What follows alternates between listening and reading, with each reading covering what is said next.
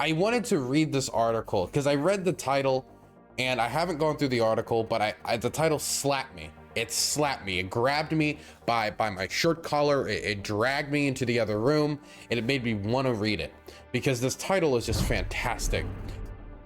Taliban militants fed up with office culture, ready to quiet quit. What a fantastic headline. And this is the thing, I talked about this when the Taliban took over Afghanistan. I said that for the Taliban, they have like decades now of fighting experience, of fighting as a guerrilla. They have never in the entirety of their existence controlled all of Afghanistan. Even before the American invasion of Afghanistan, the Northern Alliance made sure of that they didn't control areas in northern Afghanistan. They didn't control some of the more mountainous regions of Afghanistan that has always been anti-Taliban, has always been anti-Taliban and its government. But with the collapse of the ANA, the Afghan National Army, and the Afghan government, after the fleeing of the previous Afghan president and American troops out of the country, this is the first time in their history that they've controlled all of the country. And so this is the first time that a lot of people who have lived possibly their entire adult lives as anti-American rebels, anti-American fighters, many of them engaged in guerrilla warfare from the mountains and the villages. Now many of them have to put down their guns and actually govern the country. It's very different to lead a rebellion or lead a war and actually govern a country. There's a reason why there's certain people that, was elected for wartime, like Winston Churchill, but then immediately when peace started to turn around the corner, they didn't vote for Winston Churchill in the UK. The war wasn't even technically over, and they were voting for the Labour Party. Why? Because they wanted the Labour Party to lead them in a new direction during peacetime. And so now that the Taliban rebellion is over and they've won, the Taliban have to put down their AKs, they have to put down their RPGs, they need to put down their IEDs, they need to put down their terror tactics, and they need to actually govern the country. And they have been, effective in stopping girls from going to school. They have been effective in executing TikTok comedians, but it's going to be very difficult for them to be effective in, say, controlling inflation, regulating the economy, consumer protections, scientific development. Any of these issues are going to be very difficult for the Taliban to tackle because they've never had the experience of trying to tackle these issues outside of their just authoritarian, hardcore religious values, outside of the tenets of what they fought for on a social level. They also need to actually govern the country. And that's going to be very different than just fighting in the mountains. There's a lot of people make great rebels, maybe even great terrorists. Not saying terrorists are great, but just they're good at terrorism. But then you give them that position of power they've been fighting for 20, 30, 40 years. And oh man, they're going to run the country into the fucking ground. It's not that surprising that people who are very willing to blow up civilians with ease, and main thing that's pissing them off recently is boys kissing or girls going to school, are not going to be the most effective at managing your economy or scientific development. Anyway, let's read the article. Almost 2 years after the Taliban's takeover of Afghanistan, the jihadists who transitioned from the battlefields to paper-pushing government jobs in the city are ready to quiet quit. Dude, the idea of hearing the words quiet quit and Taliban in the same sentence, truly a modern age. Beautiful. The Afghanistan Analysis Network, a nonprofit policy research organization working to increase the understanding of life in Afghanistan, released a report last month examining how the jihadists who took over Kabul, many of whom arrived in the capital for the first time, were finding city life and their new roles. Researchers interviewed 5 jihadists who had spent several years of their lives fighting for the Taliban. They ranged in the age from 24 to 32 and had spent between 6 and 11 years in the Taliban. At different ranks, a Taliban commander, a sniper, a deputy commander, and 2 fighters. Broadly speaking, all of our interviewees preferred their time as fighters and what they considered a jihad. Now the men find themselves shackled with the bureaucracy of running a country as they work civilian jobs in security positions, spending too much time in traffic and on Twitter, and yearn for the tranquility of village life. The shift to working within government structures has forced them to adhere to official rules and laws they never faced before. They find clocking in for office work tedious and almost unbearable, although some said they were now getting used to the routine. We couldn't destroy the Taliban, but office work destroyed the Taliban, said one TikToker, reviewing articles and quotes from the report. Here are the various reasons the interviewees are fed up with 9 to 5. So I also need to say that if the people who want to govern your country enjoy fighting and killing their fellow countrymen more than actually governing the country, I do think that's an indicator of someone who should not, of a movement that should not be leading your country. But let's keep going. Let's see why are the reasons why these Taliban fighters would rather be dying for jihad rather than, I don't know, dying for overtime. Mundane office culture. The former fighters found themselves missing the. Can I just say, this also shows the unending power of capitalism in the modern economy. If even the Taliban can't flee the long arm of boring ass office work and Excel spreadsheets. Excel spreadsheets will dominate the globe much before any communist revolution or religious revival hits the scene, man. Excel spreadsheets, the real dictators of the world. Anyway, let's continue. Sorry, man. This camera is I don't know why my gimbal is so busted. I don't think there's any way for me to really balance it at the moment. That work? Nope, that doesn't work. Come on. Okay, well, I'm just gonna have to move forward, move closer, because Jesus Christ, I hate this camera. I don't know when the gimbal broke, but I can't, like, it can barely charge, but it doesn't let me adjust it. I got to do it all by hand. It's so terrible. Okay, let's continue. Mundane office culture. The former fighters found themselves missing the freedom of the front lines as they adjusted to the mundane nature of office work. A 24-year-old and former sniper said, "The Taliban used to be free of restrictions, but now we sit in one place, behind a desk and a computer for 24 hours a day, 7 days a week. Life's become so wearisome. You do the same things every day. In our ministry, there's little work for me to do. Therefore, I spend most of my time on Twitter. We're connected to speedy Wi-Fi and internet.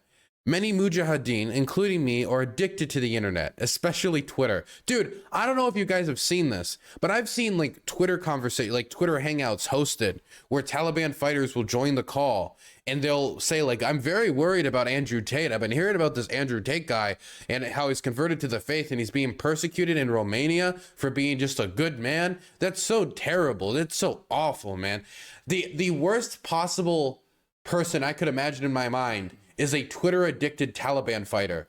It's somebody with the worst values whose bad traits are only going to be amplified by social media just due to how toxic Twitter is. Like, I couldn't imagine a worse human being to spend time with than a Twitter addicted Taliban fighter. Like, oh my God, I couldn't imagine. And with the, like, what kind of wojacks are the Taliban going to make? I'm terrified. And with a 9 to 5 comes the dreaded commute and actually having to show up for the job in order to get paid. What I don't like about Kabul is its ever-increasing traffic holdups, Omar Mansir, 32, said. These days, you have to go to the office before 8 a.m. and stay there till 4 p.m. Yeah, that's like that's a normal work day. 8 a.m. to 4 p.m. That's not even that bad. Like, I was imagining, like, because look, Afghanistan is in shit shape right now. It is a fucking disaster. It is a clusterfuck, the economy. The amount of people that's going through starvation right now is absolutely terrible. The economy's in shambles. And some people say, well, this is due to America holding assets. I think part of the reason they don't have a large cash flow into the country right now is because a lot of their foreign holdings are being held by the United States after the governmental collapse. We didn't give them a lot of the money that the previous government had. And I do think that's a partial contributor. But even if we were to give them all that money, that would not solve all of the issues that they have. That would not make it so they could pay for the social services. That would not make it so that their economy is sustainable. It would be a quick amount of large cash flow into the country. We don't even know how much of it would actually be spent trying to deal with the famine, how much of the money would be spent actually dealing with the issues, and how much of it would be just like diverted to the military or diverted into the pockets of like high-ranking Taliban fighters who, by the way, incredibly corrupt. Don't think that's a big surprise to hear. So I think a lot of people boil down all the problems Afghanistan has into the United States holding that money, which is definitely not the case. I do think we should probably let the money go. I am in favor of letting the money go, but I also don't want to fool anybody into thinking that that's going to solve the problems that Afghanistan has. The Taliban, it's difficult to run Afghanistan when you're not an insane fundamentalist. But then when you add the fact that you're an insane fundamentalist on top of the fact that you have to run Afghanistan, a country that's very difficult to control, has a lot of complicated tribal relationships, does not really have a lot of central power around the capitals. That's part of the reason why the Taliban was able to rebel in the first place. It's going to be very difficult for the Taliban to solve the issues that the ANA and the Afghan government faced for the last 20 years when dealing with its own form of rebels that are already fighting them, or dealing with ISIS in Afghanistan, or any other number of opposition that could mount itself in the future that could, stand up to the Taliban. Where was I? Oh, yeah. These days, you have to go to offices before 8 a.m. and stay there till 4 p.m. If you don't go, you're considered absent, and the wage for that day is cut for your salary. We're now used to that, but it was especially difficult in the first 2 or 3 months. Dude, I'm sorry, but the idea of oh my God, dude, modern life is so hard. When I don't go to work, I don't get paid. Whoa, oh my God, dude, the Twitter, honestly, this doesn't sound like the Taliban. This sounds like a stoner Twitter lefty. That's what this sounds like, okay? This sounds like my colleagues and my brothers in arms. This doesn't sound like the Taliban. My goodness. I mean, it sounds like the Taliban couldn't organize a fucking picnic. They can organize a rebellion. Apparently, they can't organize an economy at all. What is this picture? This picture looks super interesting. What the fuck is this guy doing over here? What is this picture? The guy on the... What is he doing on the right there? He looks like that frog, the hello, my baby, hello, my darling. What is he doing? He's just doing a little, is he doing a little trick? Interpretive dance. He's just vibing? Just leaning back, just balancing on his gun? My goodness. Anyway, where were we? Added responsibilities. Government work has come with pressures and responsibilities that men did not prepare for or particularly want. In the time of jihad, life was very simple. All we had to deal with was making plans for attacks against the enemy and for retreating. People didn't expect much from us, and we had little responsibility towards them. Whereas now, if someone is hungry, he deems us directly responsible for that. Yeah, I mean, a basic problem of government is once you're in power and you have complete control, which the Taliban do. They're not a democracy. They can't blame, coalition building, yada, yada, yada. Once you are the power, once you are the dictatorship, any problems that happen in your country, you can't blame it over there or blame that or blame over here. People are going to ultimately hold you mostly responsible. You can talk about sanctions, you can talk about the holding of foreign funds, but at the end of the day, you're the person in power, and they believe and you took power presumably to improve the lives of the people living in your country. And now that you've, won your revolution, it's time for you to improve the lives of the people of your country. But that's the hard part, because I don't think the Taliban really thought that far ahead, after 20 years of rebellion. Whatever happens in Afghanistan, people blame us. Even a minor misdeed by us makes it to the media that the Taliban are doing this and that. It's like the cameras of the entire world are watching us. Good. Based. Media accountability, as the media is heavily suppressed in Afghanistan. Lack of social lives. Work has heavily cut into the social lives. It's wild. Like every single conclusion they're saying is like, oh my God, you have to actually work. Like when you're not killing people for a living, you have to work. Oh my gosh. When you have complete control of a country, people hold you responsible for if the country isn't doing bad. Oh my goodness. Wow. We have to follow rules. Like this sounds less like a Taliban accepting like power in Afghanistan and more like, I don't know, like a teenager learning what it is to like hold a job or like go to college. This sounds like a teenager going away from home for the first time, going to college. Like, wait a second, wait, I gotta pay tax? What's a tax? What? That's what it sounds like to me. Lack of social lives. Work has heavily, oh no, my goodness, my camera over here. Dude, I cannot get this thing to work. Lack of social lives. Work has heavily cut into the social lives too. Those in Kabul, like me, work from 8 a.m. to 4 p.m. So most of the week, we don't get any time to meet each other, said Manzur. The comradeship amongst fighters has dwindled, the jihadists say. So previously non-existent hierarchies are now far more apparent, and many around them get swept up in the pursuit of money. I sometimes miss the jihad life for all the good things it had, said Nafi. During jihad, you couldn't have known the difference between a commander and a foot soldier like me. Kamran, a 27-year-old deputy group commander, longs for the simple life. Now, when somebody's nominated for a government job, he first asks whether that position has a car or not. We used to live amongst the people. Many of us have now caged ourselves in our offices and palaces. Man, it did not take long for power to corrupt the Taliban. It's almost like they're the Taliban. Low pay and high cost of living. During the insurgency, men did not need to earn money to support their families, as the movement covered their expenses.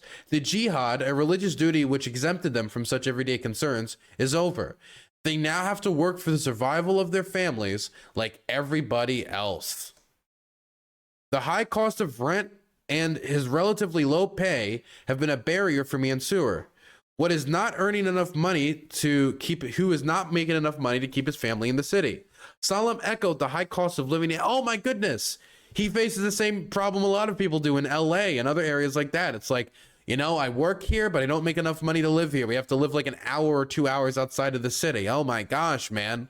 Dude, you know, it's funny because the more I read this, the more it just sounds like the United States work culture. The more it just sounds like work culture from the West. I guess like the Excel spreadsheet way of doing business has kind of monopolized itself over the world. Even they can't hide from it. Oh my gosh. We're all so very different, but also so the same. Salman echoed the high cost of living in Kabul and said that he missed the freedom of jihad, which with little supervision and a clear purpose. There's a proverb in our area that money is like a shackle. Now, if we complain or don't come to work or disobey the rules, they cut our salary. My goodness. Well, I gotta say to the Taliban that it seems that the Soviets couldn't conquer the Mujahideen. The United States could not conquer Afghanistan and the Taliban. But Excel spreadsheets, Google Docs, and other types of modern capitalist labor have seen to conquer Afghanistan. The mighty workforce, the mighty ink pen and greed have conquered Afghanistan still, as it's conquered every other country. Congratulations. Welcome to the 21st century. Now, hopefully you can just enter the 21st century when it comes to women's rights in the near future. What a protest photo. Weird photo. I like this photo. Anyway, that's enough of that. That's an interesting article, though. I love journalism like that.